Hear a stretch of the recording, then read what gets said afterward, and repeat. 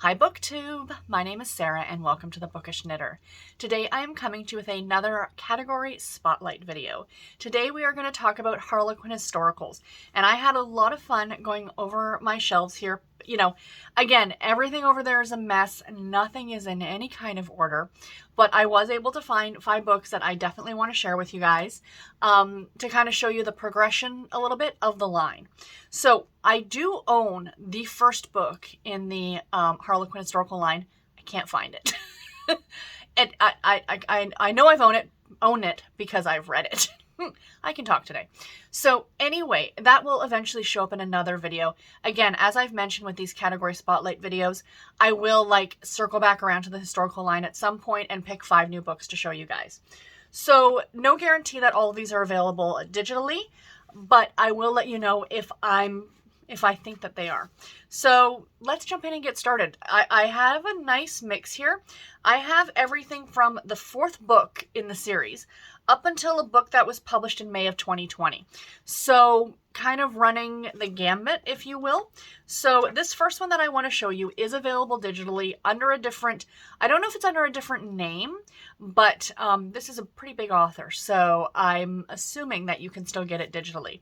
And that is Rebellion by Nora Roberts. I have not read this one yet, but like I said, this is 4th in the historical line.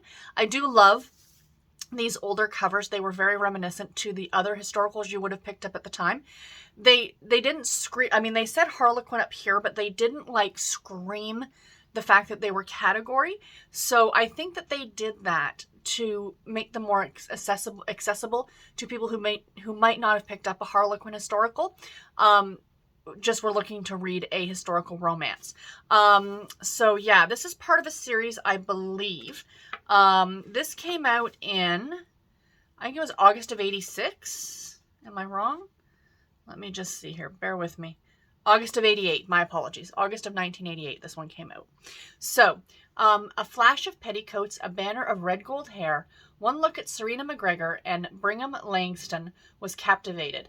But though she had the face of an angel, the Scots lass was a wildcat, spurring his advances with a sharp tongue. He was English, so she despised him.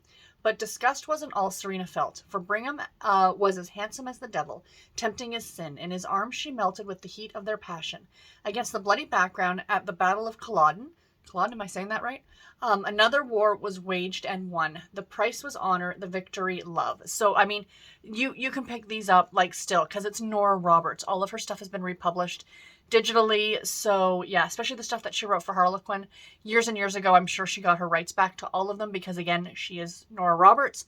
So yeah, be on the lookout for this one. But I am glad I was able to hunt out a copy in the original publication, because that's kind of fun to have. Next up, we have a book. This was number 130 in the series, published in June of 1992. And, oh, I didn't show you guys. So what I love, so you've got this great, and it wraps around the entire book. You get, yeah, absolutely spectacular. So then this one here is Pirate Bride by Elizabeth August. Like I said, number 130. Again, trying to make it look like any other historical romance that would be on your bookshelves at the time. I mean, if you took this off, it would really be no different than any other historical novel. So, yeah, like I said, from 1992. So we have Dangerous Seas. No man has ever stirred Catherine until now. As Jonathan Ashford stood proud and defiant, awaiting justice at the hands of his pirate captors, he had touched something deep within her. He could not, must not die. With reckless courage born of desire, she acted to save them both. A buccaneer beauty with blood on her hands, that had been Jonathan's first sight of Catherine James. But all she had done to ensure his survival had proven the young woman was no ruthless pirate wench. Why, then, did she refuse to be his true bound bride? So, yeah. There's that one. I mean, really, these span that, I mean, this is what we've got. Scotland. We've got, the high seas. And now we are going to go to the Canadian prairies, or the Canadian Western, into Alaska, the territories, that kind of an idea. Kate Bridges is fantastic. Anytime I see a book by her, I pick them up because I absolutely love her stuff. Like I said, most of it, she actually does, the RCMP, the Royal Canadian Mounted Police stuff. You know, we're going back in history, but she does a lot of that. So this is the proposition. Love the cover. Again, it nowhere on here does it say that it's Harlequin until you look at the back and it says Harlequin Historicals. But as you can see, he's in red, so he is a Mountie. Oh, I love it. I love it. My little Canadian heart gets so happy to see that. So this one is number. Now, the other thing you'll know from the historical line is they don't generally put the numbers. They did way back when. Way back when they did.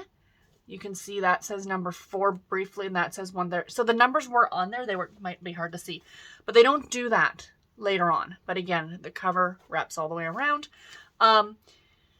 Yeah, they don't do that anymore. So this is number 719 and from September of 2004, but they do kind of put it inside down here for this grouping of them. And then they also have a picture on the inside, which I quite love, but it's the same picture as on the back. So this isn't a step back per se, not necessarily. So Sergeant Major Travis Reed was cold-hearted trouble, but for the sake of the child she'd lost, Jessica Haven was ready to travel with the man who hated the sight of her. Still, the trail-roughened Mountie was her last best hope for justice, and maybe her one true chance for love. She was the mayor's spoiled daughter. Travis Reed had been ready to dismiss Jessica Haven as the flighty society miss, he remembered, concerned only with her own comfort. But the determined young woman surprised him with her unexpected sensuality, and their trek across the wilderness was fast becoming a journey of the heart. So, sounds really good. What I love about the older historicals, and you don't see this as often anymore, is that is how they spanned different time periods. Again, Scotland, you know, the high seas, Canada. You don't see that anymore. Sadly, it's really Regency Victorian centered. You're starting to see a bit more now. We've had a couple from the Roaring 20s, but in general, you're really only seeing like the Regency is the big one. And I know everybody's like, oh, because of Bridgerton. No. Regency has been king forever.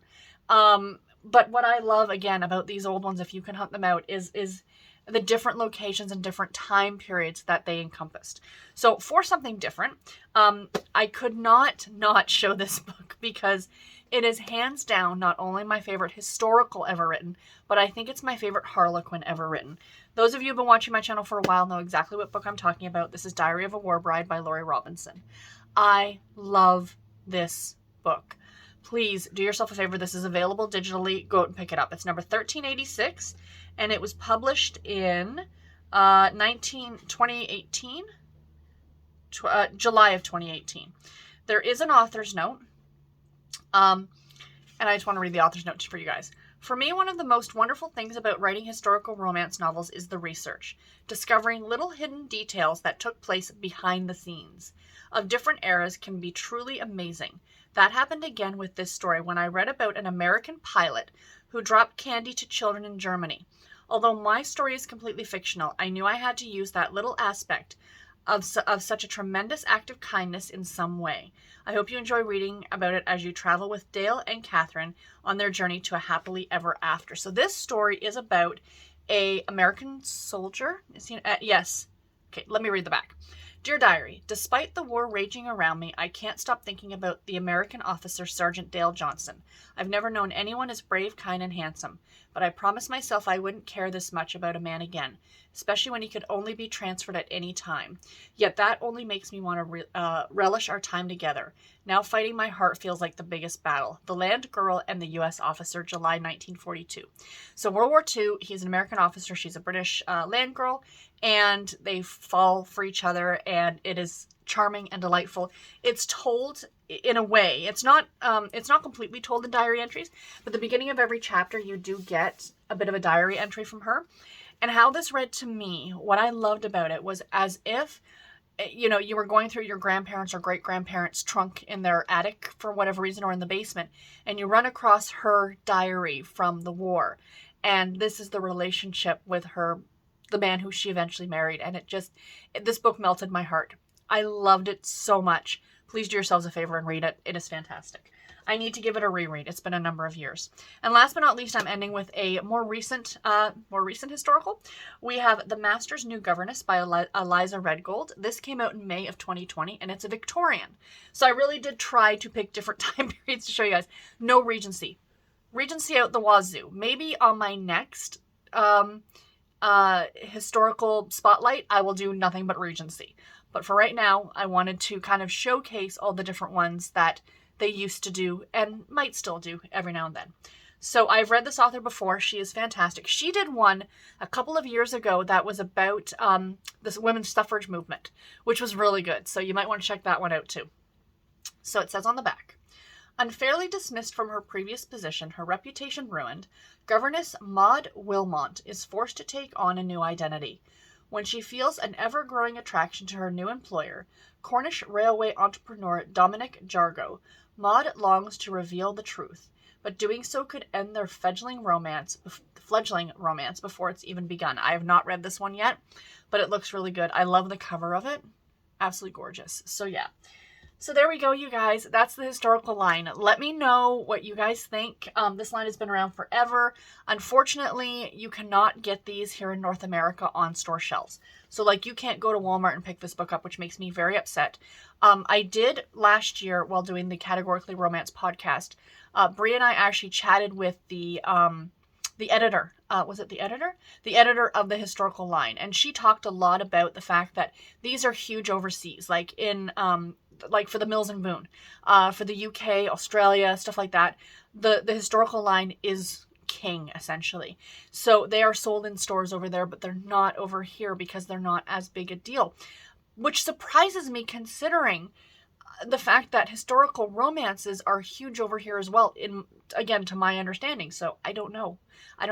I would like to see them in stores, but for now, if I want to pick them up, I get them from the Harlequin website. So yeah, and they are really, really pretty and shiny. Anyway, guys, let me know if you've read any of those books. What did you think about them? Do you have a favorite historical time period that you would like to see? And until my next video, everybody, take care and happy reading. Thank you all so much for watching. Bye, guys.